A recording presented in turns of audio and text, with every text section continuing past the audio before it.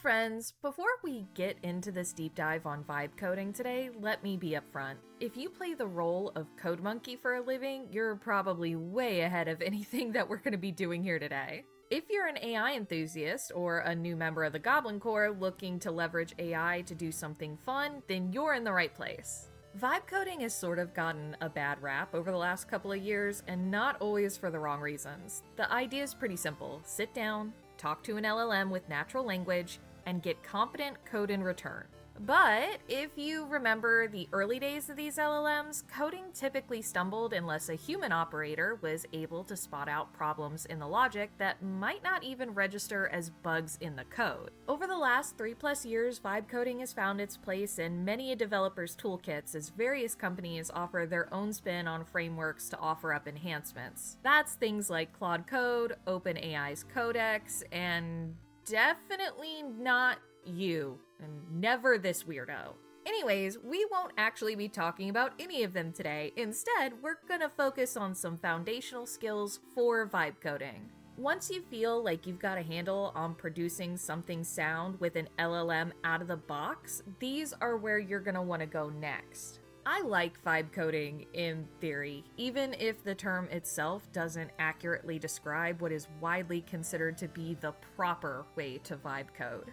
Good vibe coding, like most good things produced by AI, is very HITL heavy, that's human in the loop. A practice in which humans intervene at some point during the AI production pipeline. Being in the loop is important. If you're turning off your brain, you're doing this wrong. Vibe coding is an opportunity to learn how to problem solve so that if you're ever stuck without an AI, you aren't floundering. Let's take a quick peek at an old example of a vibe-coded agent to get an idea of what we can do with this sort of stuff. Leo was a 24/7, always-on, AI-powered DJ that you could run as a Discord bot. She'd talk with users, play music, and even knew a server's preference for music styles and curated her playlists around those genres. She was an AI agent before agents were a formal thing and developed in tandem with Spotify's AI DJ program. What you had at the end of the day was an application made by a single developer in about 2 months that was able to keep pace with big tech. Not in terms of scale, but functionality. And we were still in the era of GPT 3.5 when we pulled this off. As you might have figured out from Leo, you can make some pretty in-depth stuff with vibe coding, websites, agents, applications, tons of practical stuffs. But whatever you do, if you don't have coding experience, you're gonna want to start out small here. I don't want to make it seem like this is some mystical practice that you need a 40-minute explainer on. I mean, you could, and I'll probably make one on Patreon doing some real-time demos at some point, but we can get 80% of the learning done with just a simple explanation. Vibe coding is literally prompt a model, tell it what you want it to make, then tell it what it needs to change in the code it produced. We don't need to make this sound like magic. Don't know how to run the code that it just produced? Ask the system. You don't know what a CMD is? Ask the system. I know running an NPM or creating a virtual environment because some blocks of code want to be picky when locally executed is scary, but just fucking ask. I find that this is the biggest hangup for a lot of folks when they start out vibe coding. The LLM isn't gonna laugh at you because you've never used the developer tools on Chrome before. Take advantage of that, ask questions, and learn. Practice literally makes perfect with this, so let's get into some small demos so you can get a first-hand look at how this goes. We'll use the first level of our ARG that we released last year as an example. This one is called the 3 Hats Challenge. It's a cryptographic puzzle with an increasing monthly prize pool. That's all well and good, but before we've even gotten to the first level, there are things we need to consider. We've got to start with the connection screen, a simple page with 3 buttons linking out to information, the leaderboard, and then the actual challenge. And just like I explained earlier, we're asking the AI to build this in super plain language. Because this is just a starting point. It's not bland, but it's not going to be fancy either. The goal here is to get a strong baseline set up so that both you and the system can build on it, so don't overload it with details during that first prompt. So far, there are no bugs. Because we're taking this super slow, we just load this into our website's file manager and boom, instant web page. No coding required on our part, but it doesn't look visually interesting enough for an ARG, so we're gonna have to open up the same thread. This time, I asked the system to add in a bouncing bunny emoji to the bottom, where users can chase it with their mouse, but it'll always jump away whenever the cursor gets too close. And after a few minutes, we've got a new file that we'll be able to replace the old file with within our manager, and now we're all able to chase the same rabbit icon. Overall, it's getting better, but I still feel like there's a way that we can bridge the first level of the ARG and this sort of start screen that we've managed to produce. Eventually, I decide that I want a little animation to play once we click on the button that leads to the ARG's first level, but I'm in some new territory now. I want something that'll look like we're moving from modern into retro graphics. By all accounts, we could shove this into our HTML file, but it's starting to get to be a little bit much. In the old days, out-of-the-box LLMs could handle somewhere around 500 to 700 lines of code production, and while that's expanded vastly today, it's still a good idea to manage the size of our individual files. This also keeps things easier to edit and upkeep later on, which is just a bonus.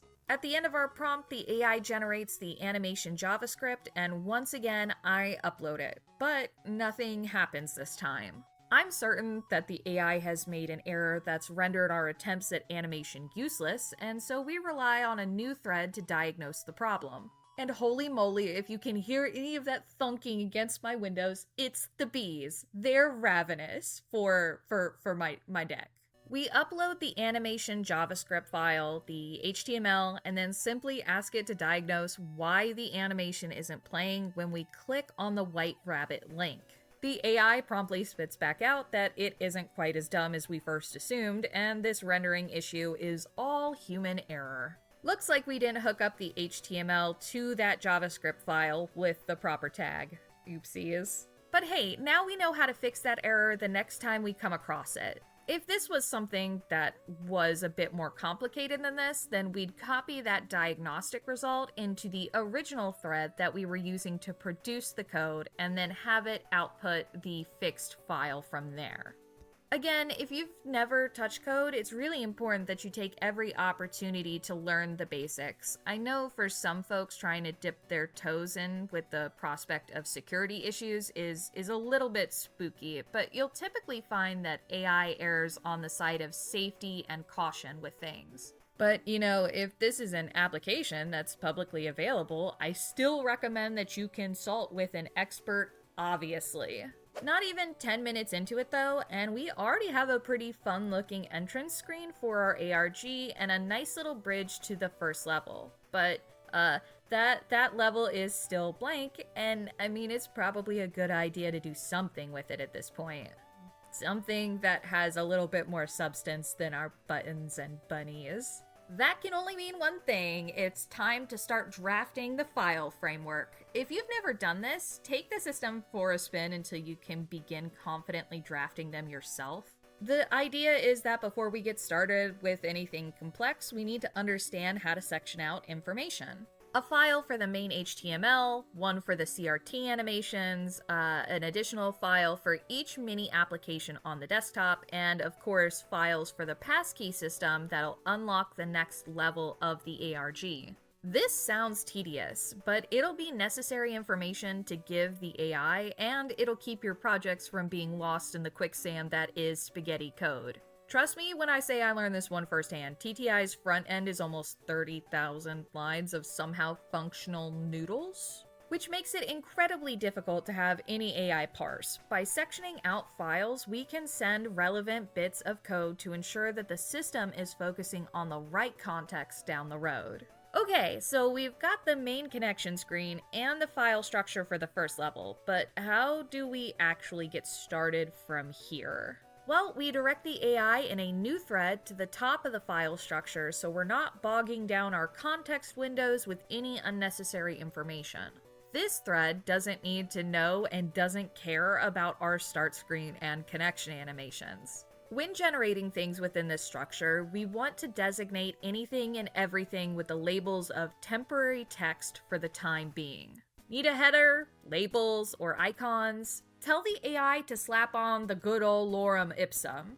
These temporary placeholders ensure that the system isn't focusing on making the textual environments richer and more immersive, but instead they're focusing specifically on the instructions that you gave it. After that first file is generated, we're simply going to go down the list, having the AI make each file in the structure one by one.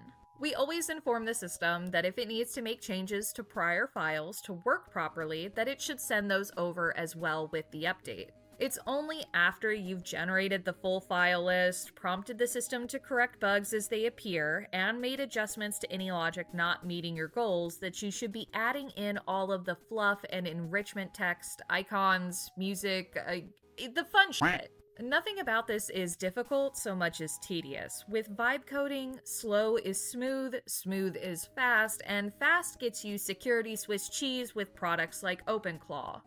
The moment you try and rush it and split the focus of the system, your outputs are going to dip in terms of quality. Things aren't in an optimized place yet for our ARG, but they're looking really solid. So let's put a bow on this with some of the best advice I've found while learning to code and vibe code over the years. You are never a solo developer with or without vibe coding. You are always coding with and for your present self, past self, and future self. Vibe coding doesn't change that, so be sure you're keeping notes and track of all of the things so that you don't discover 6 months from now that you've secretly been a butthole this whole time. If the AI decides to choke at any point, like it produces a bug that keeps it from being able to reference some files, or there's a visual issue where your divs overlap and it can't seem to correct that, that's something that the AI will probably continue to have an issue with. If you've tried opening up the problem in a new thread with only the necessary context and it can't figure out a solution, don't just hammer the retry button. Once a system produces a bug, it's likely to keep producing that bug unless you give it specific instructions on how to avoid it. So take notes, because critical thinking will often help implement the simple fixes that the system can oftentimes stumble over. The other side of that coin is also true though. If you get held up by a roadblock, don't be afraid to ask, even if the situation is complex. We all have to start somewhere with our knowledge. This project was an opportunity for me to learn more about SHA-256 encryption practices, which keeps the passkey for unlocking each level safe unless you've been doinking around on the faux desktop and managed to find where to put in the right phrase. Basically, you can't cheat anymore by just inspecting the files. That's no fun. And lastly, for vibe coding in general, I encourage sprint-based development. It works a bit like a tree. You make a solid but imperfect system of roots on which everything else sits, and then begin to grow the trunk and the branches, your primary functionality, and save the leaves, your fluff and immersion, for last. This will mean getting your root to a workable state and then getting all of your other branches to a similar working state. Once you fine-tune all of the limbs and made any necessary adjustment to the roots, then you can go in and paint the pretty leaves. At the end of it, vibe coding isn't all bad. It can be a source for good when used by people interested in engaging, learning, and not just letting their brain rot for some dopamine. So go vibe code something. Learn how to work with a system to do something that big tech would hate, like getting GPT to make YouTube ads. Well, folks, I think that's gonna be it for me today. Have fun doing the things, and don't go getting into too much trouble. See ya, nerds.